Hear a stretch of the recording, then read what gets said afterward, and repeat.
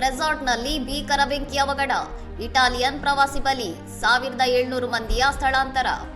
Dominican ಗಣರಾಜ್ಯದ ಬಯಾಹಿಬೆಯಲ್ಲಿರುವ ವಿವಾವಿಂದಮ್ ಡೊಮಿನಿಕಸ್ beach ಹೋಟೆಲ್ನಲ್ಲಿ ಸಂಭವಿಸಿದ ಭಾರೀ ಬೆಂಕಿ ಅವಘಡದಲ್ಲಿ 46 ವರ್ಷದ ಇಟಾಲಿಯನ್ ಮಹಿಳೆ ಫ್ರಾನ್ಸೆಸ್ಕಾ ವ್ಯಾಲೆಂಟಿನೋ ಸಾವನ್ನಪ್ಪಿದ್ದಾರೆ. ಬೆಂಕಿಯ ತೀವ್ರತೆ ಹೆಚ್ಚಾಗಿದ್ದರಿಂದ ಮುನ್ನೆಚ್ಚರಿಕೆ ಕ್ರಮವಾಗಿ ಸುಮಾರು 1700 ಪ್ರವಾಸಿಗರನ್ನು ಸ್ಥಳಾಂತರಿಸಲಾಗಿದ್ದು, ಸಮೀಪದ ಇತರ ಹೋಟೆಲ್ಗಳಿಗೆ ಸ್ಥಳಾಂತರ ಮಾಡಲಾಗಿದೆ. ರೆಸಾರ್ಟ್ನ ಒಣಹುಲ್ಲಿನ ಮತ್ತು ತಾಳೆಮರದ ಛಾವಣಿಗಳಿಗೆ ಬೆಂಕಿ ಅಂಟಿಕೊಂಡಿದ್ದರಿಂದ ಗಾಳಿಯ ವೇಗಕ್ಕೆ ಅದು ವೇಗವಾಗಿ ಹರಡಿ ಕೆರಿಬಿಯನ್ ಕರಾವಳಿಯ ಮೇಲೆ ಕಪ್ಪು ಹೊಗೆಯ ಮೋಡಗಳು ಆವರಿಸಿದ್ದವು. ಈ ದುರ್ಘಟನೆಯಲ್ಲಿ 3 ಗಾಯಗೊಂಡು ಆಸ್ಪತ್ರೆಗೆ ದಾಖಲಾಗಿದ್ದು, ಇನ್ನು 6 ಮಂದಿಗೆ ಸ್ಥಳದಲ್ಲೇ ಪ್ರಥಮ ಚಿಕಿತ್ಸೆ ನೀಡಲಾಗಿದೆ ಎಂದು ತುರ್ತು ಸೇವಾ ವಿಭಾಗ ಮಾಹಿತಿ ನೀಡಿದೆ. ಅಧಿಕಾರಿಗಳ ಪ್ರಕಾರ ಬೆಂಕಿಯನ್ನು ಸದ್ಯ ನಿಯಂತ್ರಣಕ್ಕೆ ತರಲಾಗಿದೆ. ಆದರೆ ಬೆಂಕಿ ಕಾಣಿಸಿಕೊಳ್ಳಲು ನಿಖರವಾದ ಕಾರಣವೇನು ಎಂಬ ಬಗ್ಗೆ ತನಿಖೆ ನಡೆಯುತ್ತಿದೆ.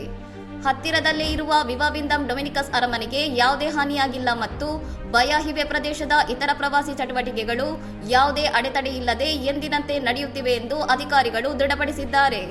ಇನ್ನಷ್ಟು ಸುದ್ದಿಗಳಿಗಾಗಿ ನೋಡ್ತಾ ಇರಿ ಸೌರಂ ಟಿವಿ.